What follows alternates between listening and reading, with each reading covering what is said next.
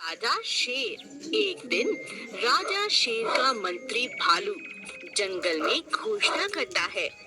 सुनो सुनो सुनो, राजा शेर बहुत दिनों से उदास है। जो कोई भी राजा जी को हंसाएगा उसे बड़ा इनाम दिया जाएगा। आप सभी का स्वागत है। आइए और हमारे राजा को हंसाइए। ये बात जंगल में आग की तरह फैल गई। जंगल के सभी जानवर राजा को खुश करने के प्रयास करने लगे। सबसे पहले एक हाथी उन्हें खुश करने की कोशिश करता है।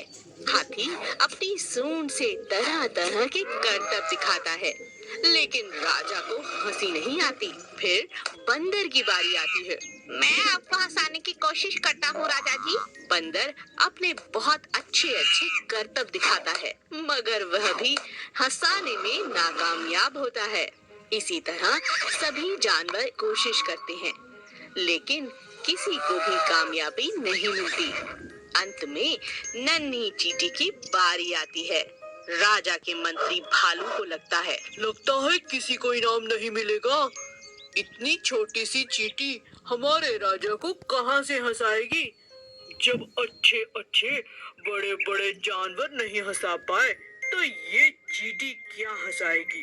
तभी चींटी गुस्से में लाल होकर राजा के नजदीक आती है और कहती है, देखिए राजा जी, बहुत हो चुका। मैं आ रही हूँ आपके पेट पर गुदगुदी करने। आपको तो फिर हंसना ही होगा। अपनी तरफ गुस्से में चींटी को आता देख राजा की हंसी निकल पड़ी। हो हो हो हो हो हो हो हो हो हो। राजा को हंसता देख सभी जानवर हंसने लगे और नाचने लगे। चींटी को भी राजा ने बहुत सुंदर इनाम दिया। एक बड़े से अमरूद के पेड़ पर गोरैया चिड़िया अपने अंडों के साथ रहती थी। एक एक करके चिड़िया के अंडे बाहर आने लगे। चिड़िया यह देखकर बहुत खुश थी। उसके प्यारे प्यारे चूजे उसे और प्यारे लगते थे। चिड़िया रोज सुबह उनके लिए खाना लेने जाती और शाम को बड़े प्यार से वह खाना उन्हें खिलाती। धीरे धीरे चिड़िया के बच्चे बड़े होने लगे और वह अपने लिए खाना भी ढूंढने लगे। कई दिन बीत जाने के बाद भी एक अंडे में से चूजा अभी तक बाहर नहीं निकला था। चिड़िया को इस बात से बहुत चिंता होने लगी और वह कोयल के पास मदद के लिए गई। बहन कोयल, बहुत दिनों से मेरे अंडे बाहर आ चुके हैं, लेकिन उनमें से एक अंडे में से चूजा बाहर नहीं आया। मैं क्या करूं? मुझे बहुत चिंता हो रही है। ऐसा तो मैंने भी कभी नहीं देखा। ऐसा तो मैंने भी कभी नहीं सुना बहन। चलो स्वामी जी के पास चलते हैं। उनके पास इसका कोई ना कोई हल जरूर होगा। चलो चलते हैं। हाँ हाँ चलो। चिड़िया और कोयल स्वामी जी के पास मिलने पहुँचे। नमस्ते स्वामी जी, आप कैसे हैं? क्या बात है? कैसे आना हुआ? मैं तुम्हारी क्या मदद कर सकता हूँ? चिड़िया सारी बात स्वामी जी को बताती है। अच्छा, तो ये बात है। चलो मैं चल कर देखता हूँ।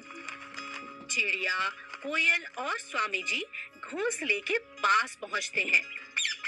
अरे ये क्या? ये कोई अंडा नहीं है।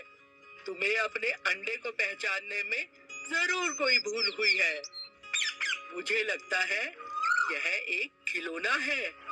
मैंने कई बार गांव के बच्चों को इससे खेलते हुए देखा है।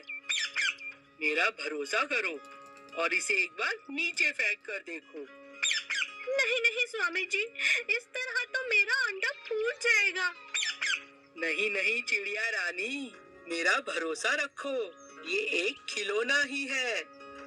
चिड़िया ने दिल पर पत्थर रखकर स्वामी जी की बात को मान लिया।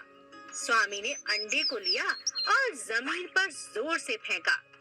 अंडा फूटा नहीं, बल्कि वह टप्पा खाने लगा जैसे कोई गेंद हो। सच में वो एक खिलौना, एक गेम ही थी। यह देखकर सभी हंसने लगे। भेड़े और सियार। एक दिन एक सियार जंगल से गुजर रहा था। उसने दो भेड़ों को जोर जोर से बातें करते हुए सुना। अरे भाई, क्या बात है? शायद इनके बीच झगड़ा होने वाला है। चलो देखता हूँ। सियार एक पेड़ के पीछे छिप गया और भेड़ को लड़ते हुए देखने लगा। मुझसे पंगा मत लो, मैं बहुत शक्तिशाली हूँ, समझी? मैं तुमसे नहीं डरती, जाओ यहाँ से। यह मेरा इलाका है, तो चलो इसका आज फैसला हो जाए। ठीक है, मैं किसी से नहीं डरती, आ जाओ मैदान में। वाह, यह दोनों तो बहुत तगड़ी हैं। इनका झगड़ा देखने में मजा आएगा। मैं ताकतवर हूँ। नहीं, मैं ताकतवर हूँ। तुम हटो यहाँ से, ये मेरा इलाका है, मैं ताकतवर हूँ। हट जाओ, आज मैं तुम्हें छोड़ूंगी नहीं। दोनों भेड़ों में जबरदस्त झगड़ा होने लगा। दोनों बुरी तरह से घायल हो गईं। उनके शरीर से लगातार खून तक बहने लगा। सियार ने इस बात का फायदा उठाने की सोची। लगता है दोनों लड़ते लड़ते थक चुकी हैं। मैं इन्हें अपना शिकार बना सकता हूँ।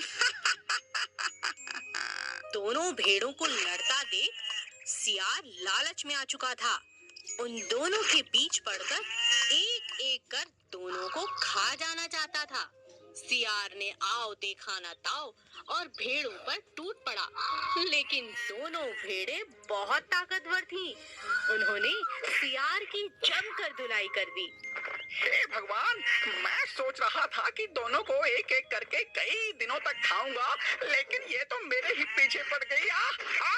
छोड़ दो मुझे, मार ही डालोगी क्या? अरे छोड़ो, अरे दोनों भेड़ें बहुत ताकतवर थीं। उन्होंने सियार की जमकर धुलाई कर दी, जिससे सियार वहीं ढेर हो गया। आलसी गधा। एक नमक का व्यापारी गांव में रहता था। वह नमक की बोरियां शहर जाकर बेचता था। उसके पास एक गधा भी था जो बहुत आलसी था। व्यापारी अपने गधे का बहुत ध्यान रखता था, उसे अच्छा खाना भी देता और बहुत प्यार भी करता। गधा बहुत ही आराम परस्त था। एक दिन जब व्यापारी नमक की बोरियां लेकर शहर जा रहा था, तभी रास्ते में एक नदी आई। व्यापारी अपने गधे के साथ नदी पार करने लगा। तभी अचानक गधे का पैर एक पत्थर से टकराया और वह पानी में गिर पड़ा। बोरियों का सारा नमक भी पानी में गिर गया और घुल गया। अरे मेरी बोरियां इतनी हल्की कैसे हो गई? अरे ये क्या, सारा नमक बर्बाद हो गया। अब तो शहर जाने का कोई फायदा नहीं, अब गांव ही वापस चलते हैं। चलो भाई गधे। अरे वाह, आज का दिन तो बहुत अच्छा है। आज तो काम से भी छुट्टी और बोरियों का भी भार कम।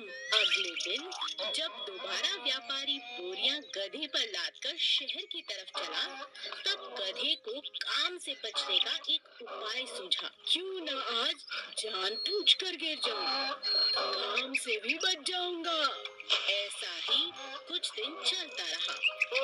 अब व्यापारी को भी गधे पर शक होने लगा, क्योंकि उसकी बहुत सी बोरियां पानी में घुलकर बर्बाद हो चुकी थीं। व्यापारी का बहुत ज्यादा नुकसान हो चुका था। तभी व्यापारी ने एक तरकीब निकाली। इस बार व्यापारी ने नमक की जगह बोरियों में रुई भर दी।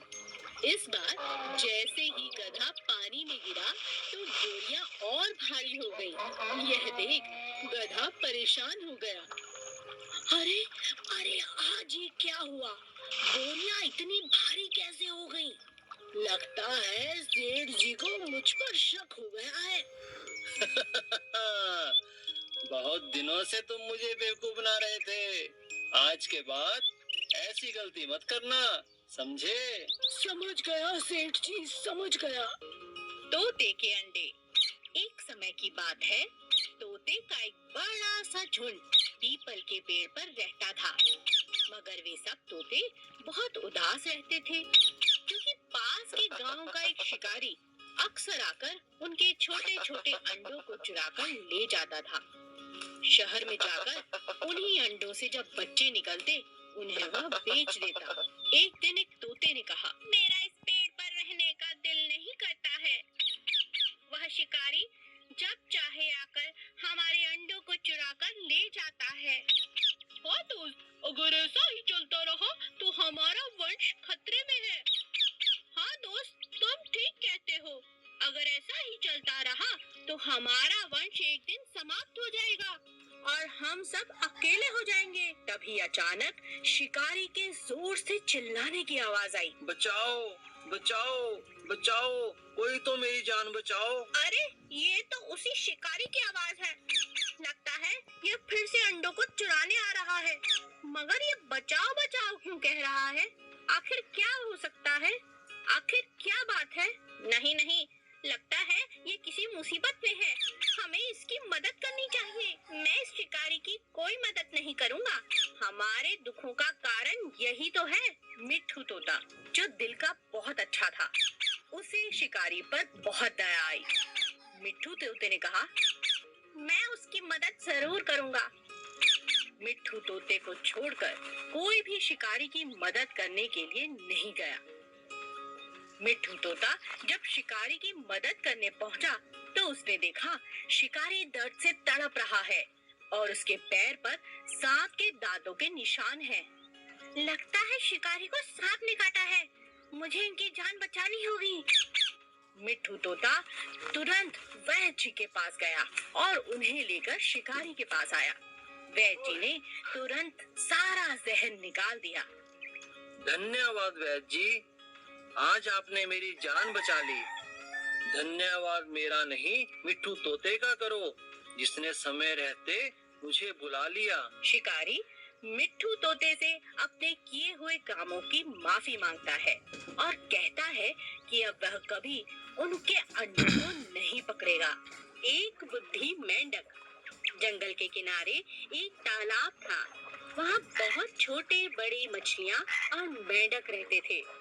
तालाब में दो बड़ी चतुर मछलियाँ थीं। एक था सोना, दूसरी था रानी। सभी जल जीव अपनी समस्या लेकर उन्हीं के पास आते थे। एक दिन जंगल किनारे तालाब में मछलियाँ पकड़ने के इरादे से कुछ मछुआरे आए। एक ने कहा, अरे देखो, यहाँ इस तालाब में तो मछलियाँ ही मछलियाँ हैं। चलो इन्हें पकड़े। तुम ठीक कहते हो, यहाँ बहुत मछलियाँ हैं, लेकिन इन्हें पकड़ने के लिए हमें एक बड़े जाल की जरूरत है। पहले हम अपना बड़ा जाल ले आते हैं, जिससे सभी मछलियाँ एक ही बार में हमारे जाल में फंस जाएंगी। हाँ हाँ, तुम ठीक कहते हो, चलो जाल लेकर आते हैं। उनकी बातें वहीं बैठे तालाब के मेंढक ने अच्छी तरह से सुन ली थी। वह नहीं चाहता था कि सभी मछलियों को ये मछुआरे मार दें, इसीलिए वह ये खबर लेकर सोना और रानी मछली को बताने के लिए गया। मछली मछली सुनो, मैं अभी देख कर आ रहा हूँ। मछुआरे आकर तुम्हें अभी पकड़ लेंगे। कुछ ही देर में वो आते ही होंगे, अपना बड़ा जाल लेकर। तुम बहुत डरपोक हो। डरने की कोई जरूरत नहीं। इस तालाब में कोई नहीं आएगा। तुम हमें और बाकी मासूम मछलियों को डरा नहीं सकते। समझे मेंढक? मेरे होते हुए तालाब की किसी मछली को कुछ नहीं होगा। रानी मछली ने कहा, मुझे लगता है तुमने कुछ गलत सुना होगा। हम तो हमेशा सतर्क रहते हैं। हमारे रहते किसी मछली को कोई नुकसान नहीं हो सकता। तुम यहाँ से जा सकते हो। दोनों मछलियों की बात सुनकर मेंढक कहता है, मैं मानता हूँ आप दोनों बहुत बुद्धिमान हैं, मगर मैं भी एक छोटी सी बुद्धि का स्वामी हूँ और मुझे अपने कानों पर भी पूरा भरोसा है। मैं अभी अपने परिवार के साथ यह तालाब छोड़कर जा रहा हूँ। मेंढक अपने परिवार को लेकर तालाब से बाहर निकल जाता है। मेंढक तालाब से बाहर निकल ही रहा था कि वहाँ अचानक मछुआरे वापस आ पहुँचे और उन्होंने अपना बड़ा सा जाल तालाब में डाल दिया। सभी मछलियों को सोना और रानी मछली के घमंड के कारण अपनी जान देनी पड़ी और समझदारी के कारण मेंढक और उसका परिवार सुरक्षित हो गए। Please subscribe.